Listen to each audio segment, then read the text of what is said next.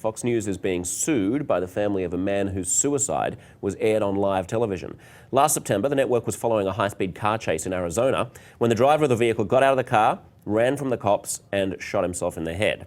Now, the mother of the driver's children, Angela Rodriguez, is suing the network for emotional distress. I wonder if there's a precedent for this. Do you know? What are networks allowed to show before someone can rightly say, you've distressed me? Lots of news could distress someone. A lot. I can see anything on the news and say, well, that distressed me or that didn't distress me.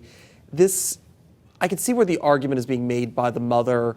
Her kids came home, heard about it at school, didn't know any details except someone shot themselves, was on live TV, came back, saw it, realized it was their father. So I can definitely see where there's this emotional distress. They should never have seen this. I mean, obviously Fox News was very contrite. Yes. It was basically a technical screw up where they had gone on delay. They'd gone on 5-second delay. And instead of them dumping out 5 seconds, you saw the guy kill himself. I remember this happening. And then afterwards it cut back to Shepard, who was hosting, Shepard Smith, and you saw his previous 5 seconds of telling them to cut. No, get off, get off, get off, get off, get off, get off, get off, get off, get off it, get off it, get off it, get off it. And there you have it. Now let's take a look at his apology. They went to an ad break, they dumped, he came back, he was very contrite, he handled it like a mensch. I thought, take a look. We really messed up, and we're all very sorry. That didn't belong on TV. We took every precaution we knew how to take to keep that from being on TV, and I personally apologize to you that that happened.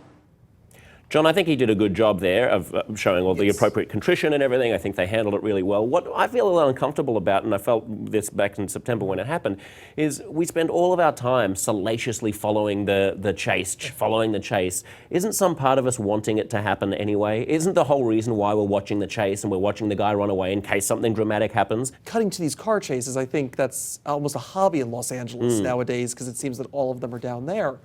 And we watch it probably because everyone wants to see, is there going to be a car crash? Is there going to be some sort of dramatic arrest, shootout, something like this?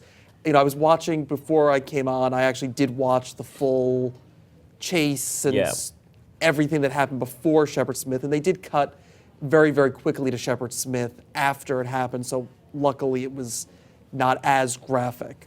It was as graphic as you could imagine, but it did cut away quickly.